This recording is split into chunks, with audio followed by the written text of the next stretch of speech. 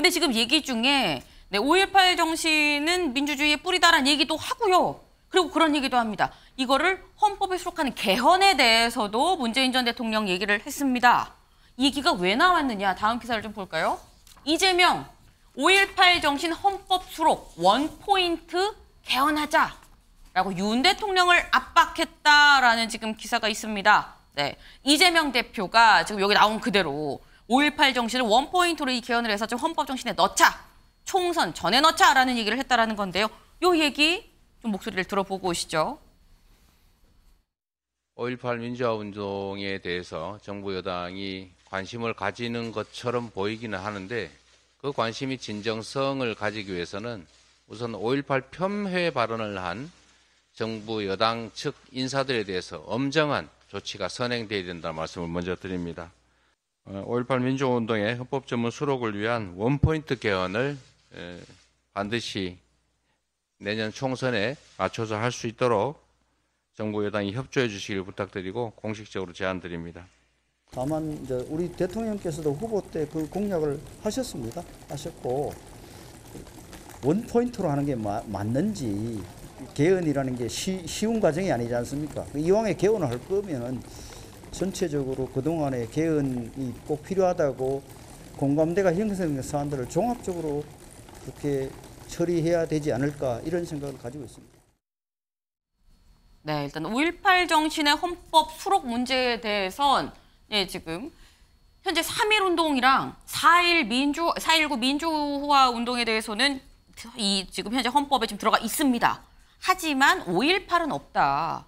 5.18도 헌법에 지금 원포인트로 빨리 총선 전에 빨리 좀 처리를 하자라는 게 이재명 대표의 얘기인데 근데 최진영 변호사님, 네. 지금 윤재욱 원내대표 얘기를 들어보면 이게 개헌이 어려운데 종합적으로 해야 되는 거 아니냐라고 하는데 종합적으로 개헌하는 거 상당히 큰일이거든요.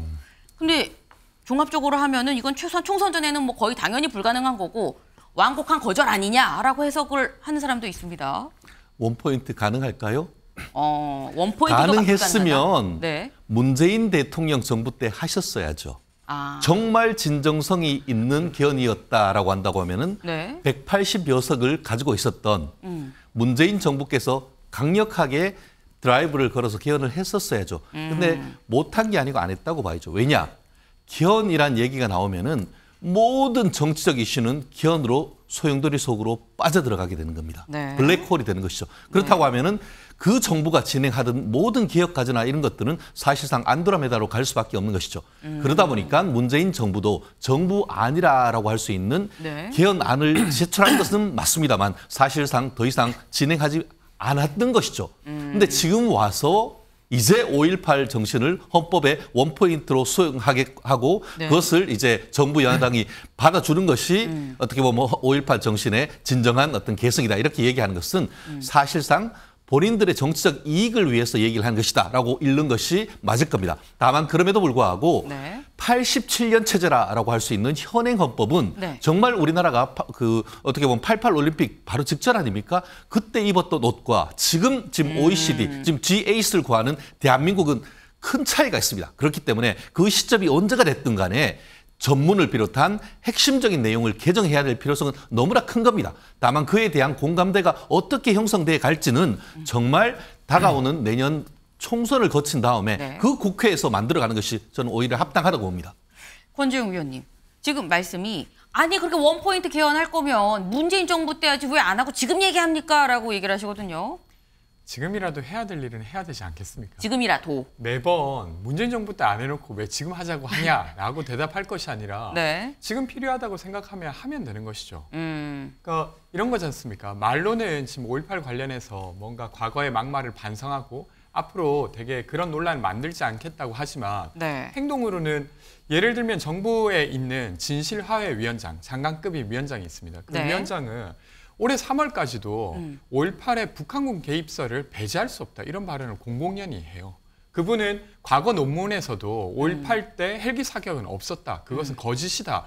라고 했던 사람입니다. 네. 근데 그 사람을 임명해놓고 아무런 제재도 하지 않으면서 5.18 행사에 참여한다고 그것이 반성이라고 할 수 있을까요? 게다가 개헌 관련해서는 좀 복잡할 수는 있는데 네. 저는 만약에 여야가 합의가 된다고 하면 그것만 개헌하는 경험도 저는 나쁘지 않다고 생각합니다. 개헌을 하기 위해서는 국민투표가 필요해요. 그러니까 내년 총선을 앞두고 총선 때 같이 투표한다고 하면 개헌과 관련된 비용도 많이 줄어들 거라고 생각하고 시간도 꽤 남아 있습니다. 게다가 이번에 김재현 수석 최고로 되게 소가리를 많이 했지 않습니까, 국민의힘이. 그것을 반성하기 위해서라도 이번에 깔끔하게 개헌에 동참해서 그 5.18 정신을 헌법에 수록하는 게 좋지 않을까 싶습니다. 네. 다음 기사를 좀 마저 이어서 보도록 해보겠습니다. 네. 여당은 서진불씨, 야당은 개헌꾼불. 네. 정치권 분주한 5월이다라는 겁니다. 일단 결국 이 분주한 5월의 향방은 총선을 향해 있겠죠. 네. 여야 할 것 없이 지금 굉장히 분주한 상황인데 서진불씨, 개헌꾼불 이거 여야 입장에서 각각 좀 계속 확보를 하려면 서진불씨에는 좀 뭔가 이 계속 땔감, 기름도 좀 붓고 뭔가를 좀 해야지 꾸준하게 해야지 불씨가 유지되지 않겠는가. 그리고 개헌꾼불은 군불이 계속 불타오르려면 여론이라는 바람막이가 좀 필요하지 않을까 하는 생각이 좀 듭니다. 국민들이 여야를 모두 지켜보고 있다라는 점. 네.